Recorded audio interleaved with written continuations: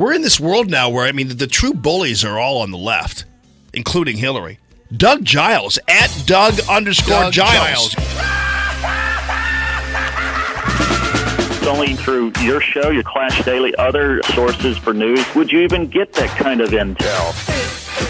Can't wait to hear the news about what happens when the bias education and response team tries to break up that Halloween party on campus. What do you think, Doug? Somebody call the wambulance. Now, Jamie, you see exactly why, and I hate to be a shameless self-promoter, I wrote pussification. This is cuckoo stuff, man.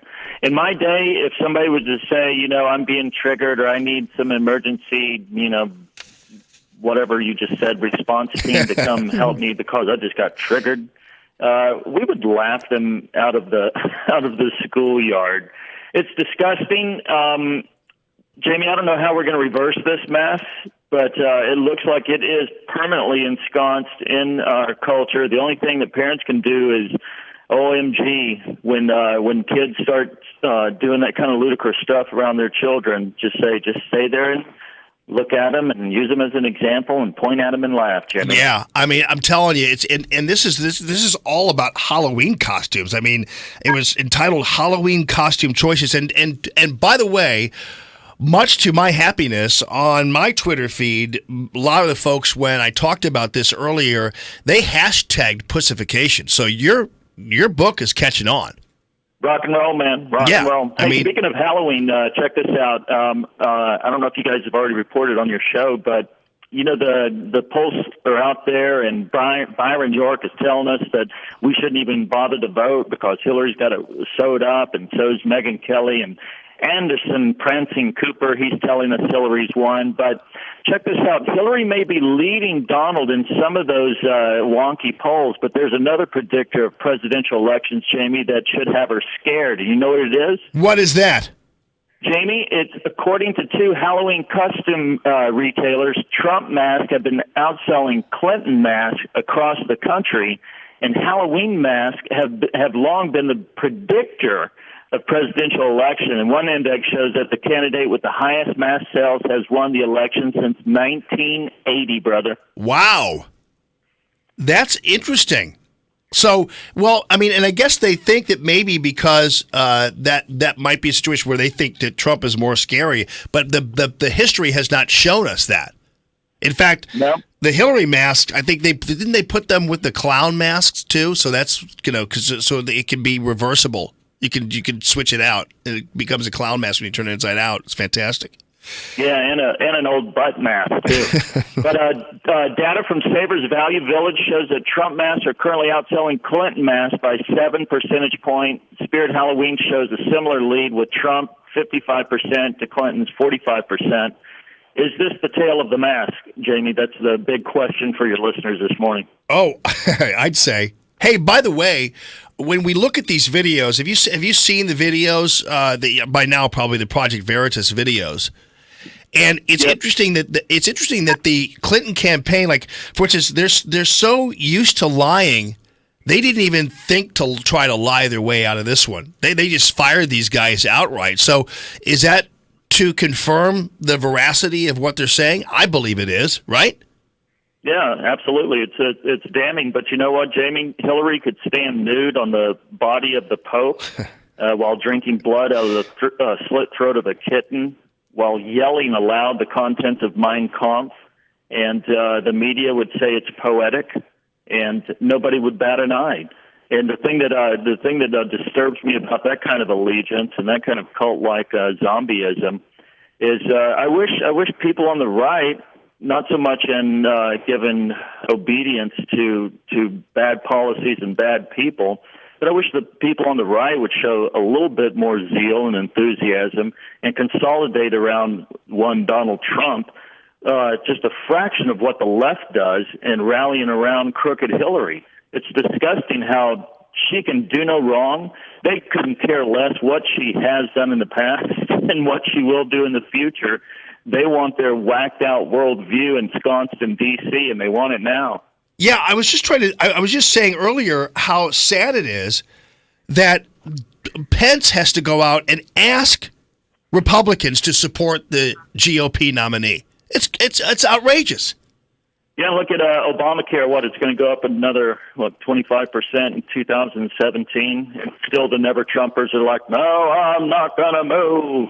I'm standing on conviction and principle. I'm going to stand for Donald Trump or stand against Donald Trump." It's like, you morons. I mean, you're going to completely, because of some kind of pride thing where you thought Cruz and what was his running mate, Carly Fiorina, were going to somehow sweep into 1600 Penn Ave, and that got all dashed to hell in Indiana.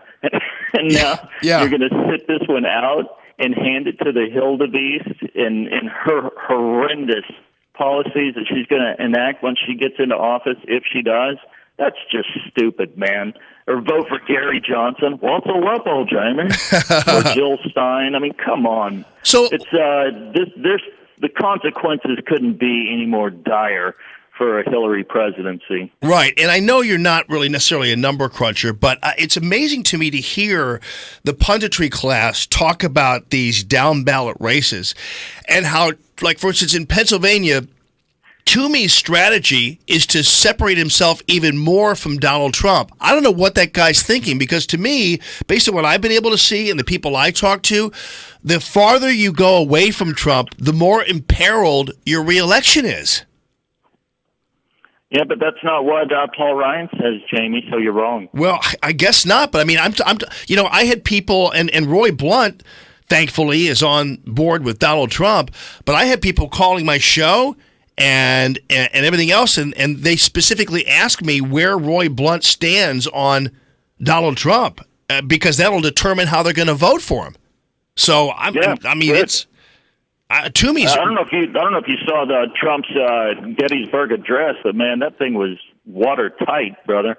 And I've been trying to provoke the never Trumpers. Like, show me one thing that's wrong with that. Show me one thing that's out of line with conviction and Constitution and principles and reform.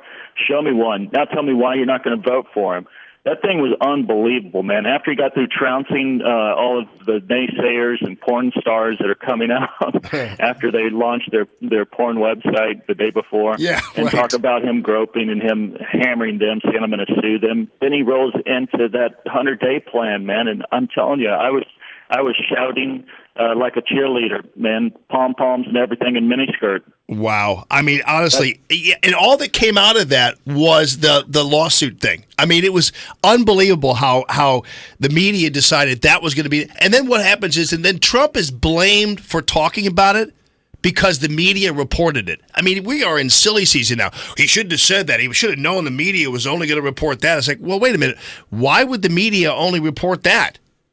So, hey, Jamie, speaking of the media, allow me to bash Fox News. I was watching it yesterday afternoon when Trump was at his rally in Tampa, and they said, Trump's speaking now. We're going to go live to him. He's got 6,000 people in Tampa. 20,000 were in that arena. 7,000 were outside. Why the hell would they get on TV and say 6,000 people? The pictures are unbelievable. Packed house. And again, the amount of people that they said were in the house, there was actually 1,000 more outside of the house live streaming it on Facebook on their handheld devices. It's disgusting, man. I'm so disappointed in Fox. There's just a couple of their shows that I think are even legit anymore. They're hedging their bets, man. If the Hildebeest gets in, they don't want to have an accident with 2 bullets tapped to the back of their head in a suicide. What's interesting, too, is, and I know that area with Shepard Smith is driving me crazy. I mean, I still believe that Fox, with the guys in the morning, and Brian Kilmeade has a show right after this at 9, they're still the best friends we have, but some of these guys out there are inexplicably off the mark. I mean, they sound like I might as well be watching MSNBC sometimes. They're not even fair. No, so we've got to hold them, us alternative media type guys. We got to hold them to account on the radio. Got to hold them to account on in the blogosphere, Facebook, social media. Because listen, crap's crap no matter how you frame it. And I'm watching these guys fold up like a cheap suit when it, for whatever reason, that they're against Trump and they're reporting just negativity. I mean, it's like I was Byron York, man. He was like, well, Hillary's going to win. It looks like it's a done deal. And it's like, well, okay, Brian. Then Byron, I shouldn't even go vote then, should I, Byron? Tell me what shoes I should wear this morning, and should I wear my red jeans or my pretty light blue ones? Crazy, man. Unbelievable, man. And hey, Ivanka Trump's being protested by the left. Ladies and guys, if you're listening, for Christmas, and you got some ladies in the house, buy them Ivanka Trump shoes, Ivanka Trump little dress. Get them a purse from Ivanka Trump.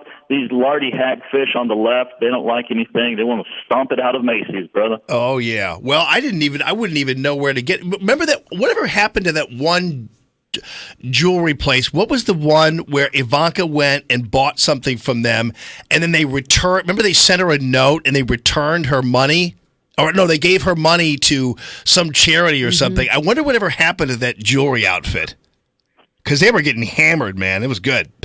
All right, Doug. Well, listen, good talking to you at Doug_Giles, ClashDaily.com. Have a great rest of your week, brother. Hang in there. Stay ready, buddy. I will. Thank you. 97.1